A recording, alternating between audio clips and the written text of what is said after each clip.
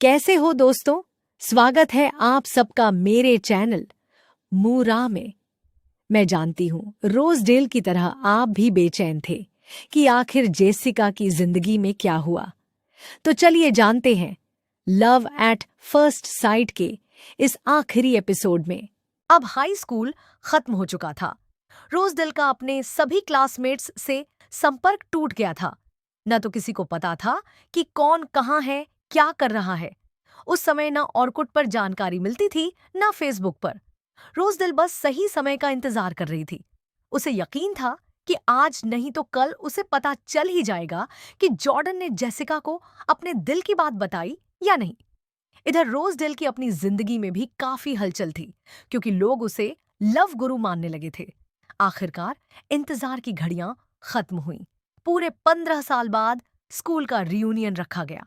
रोजडेल को अपने पुराने दोस्तों से दोबारा जुड़ने का मौका मिला। स्कूल के पास एक रेस्टोरेंट था, बसंत कॉन्टिनेंटल रेस्टोरेंट। सभी वहीं इकट्ठा हुए। सब एक गोल मेज पर बैठ गए और आपस में कॉन्टैक्ट शेयर करने की बात करने लगे। तभी हॉल के अंदर जेसिका और जॉर्डन बाहों में बाहें डाले प्रवेश करते हैं। उन्हें साथ देखकर सभी हैरान रह जाते हैं। क्लास में आलोचना करने वालों की कभी कमी नहीं थी। तभी तान्या नाम की एक क्लासमेट आते ही एमी के बारे में जॉर्डन से पूछ बैठती है। यह सुनकर जेसिका थोड़ी असहज हो जाती है। जॉर्डन कहता है कि उसका एमी से अब कोई संपर्क नहीं है। तब तान्या जेसिका से कहती है, वो तो तुम्हारी बेस्ट फ्रेंड थी, तुम्हारे पास तो उसका नंबर होगा। हम सब जानते हैं एमी जॉर्डन की गर्लफ्रेंड थी और तुम्हारी बेस्ट फ्रेंड भी। इससे पहले कि बात आगे बढ़ती, रोजडेल बीच में बोलती है, कॉन्टैक्ट नंबर अभी शेयर नहीं करते। आखिर में जब गेट टुगेदर खत्म होगा तब सोचेंगे किसे ऐड करना है और किसे नहीं। तान्या गुस्से से रोजडेल की तरफ देखती है। उससे पहले कि वह कुछ कहे, रोजडेल जेसिका और जॉर्डन को बैठने का इशारा करती है। फिर रोजडेल चुप्पी तोड़ते हुए कहती है, क्या तुम दोनों लव एट फर्स्ट साइट की दमदार लव स्टोरी सुनना चाहोगे? सब उसे देखते हैं।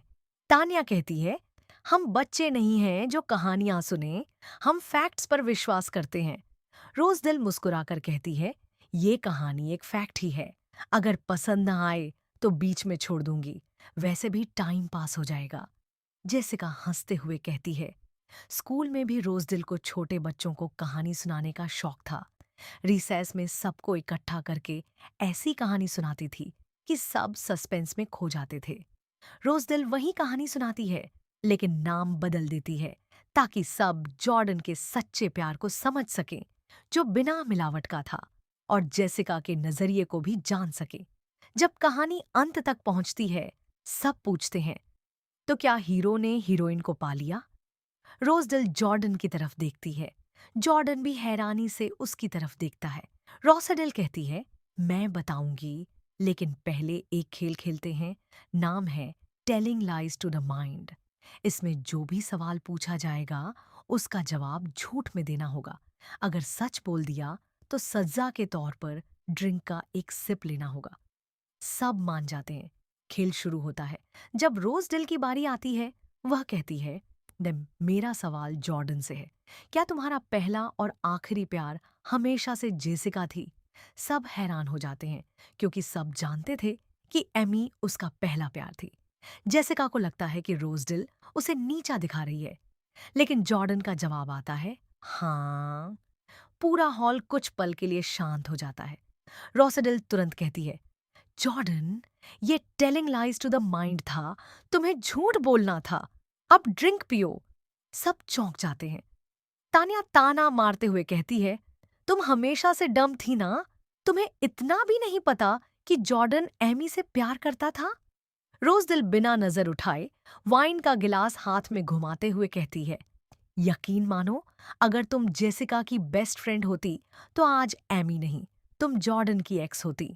सबके मुंह से निकलता है, मतलब?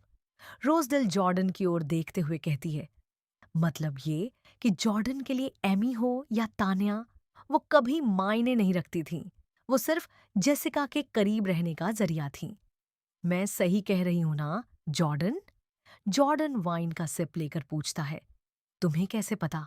मैंने ये बात कभी किसी से जाहिर नहीं की। इतना यकीन से कैसे कह सकती हो? किसने बताया तुम्हें? रोज़दिल मुस्कुराकर कहती है, मैं चलती फिरती मोहब्बत हूँ। मुझे शब्दों की जरूरत नहीं पड़ती। जिसके दिल में सच्चा प्यार होता है, मैं उसकी आंखों से उसकी कहानी पढ़ लेती हूँ। बाकियों को अंधेरे में रखना ठीक है, लेकिन जेसिका को सच पता होना चाहिए, जो तुमने उसके लिए किया। इतना कहकर रोसेडिल खड़ी हो जाती है। सब तान्या की तरफ देखते हैं। तान्या शर्मिंदा हो जाती है। रोज़दिल जेसिका के पास जाकर कहती है, तुम बहुत लकी हो। तुम्हारा सच्चा प्यार तुम्हारे आसपास था, लेकिन तुमने इन्फैचुएशन को सच्चा समझ लिया। हेनरी ये बात समझ गया था, पर जब तक जॉर्डन तुम्हारी जिंदगी में नहीं आता, शायद तुम भी ये नहीं समझ पाती। एमी को भी 1 महीने में जॉर्डन की असली फीलिंग्स का पता चल गया था, पर उसका अहंकार उसे अनजान बने रहने पर मजबूर कर रहा था। ना एमी विक्टिम थी, ना जॉर्डन गुनहगार। उसने जो किया, तुम्हारे लिए किया। उसके प्यार में निरंतरता थी, इसलिए किस्मत ने भी उसका साथ दिया। अगर आगे से कोई कहे कि तुमने अपनी बेस्ट फ्रेंड के बॉयफ्रेंड से शादी की है, तो पूरे आत्मविश्वास से कहना, भाड़ में जाओ। जेसिका रोज़दिल को गले लगाकर धन्यवाद कहती है। पीछे से तान्या पूछती है, पहली वाली कहानी तो पूरी कर देती। क्या हीरो ने हीरोइन को पा लिया? रोज़दिल मुस्कुराकर कहती है, बिल्कुल। और मेरे अगले एपिसोड का अंत भी मिल गया। हीरो ने आखिरकार हीरोइन को पा ही लिया। मुझे भी यहां आकर पता चला। इतना कहकर रोसेडिल सबसे इजाजत लेती है, लेकिन सब उसे अपना नंबर शेयर करने को कहते हैं। ग्रुप का नाम रखत है लव गुरु। फिर पूछते हैं, अब कहाँ जा रही हो? रोज़डिल मुस्कुराकर जवाब देती है, अगले मिशन पर, कनाडा। तो ये थी लव एट फर्स्ट साइट की कहानी। आपको कैसी लगी? जरूर बताइए। अगली लव स्टोरी के लिए तैयार रहिए। जल्द मिलते हैं।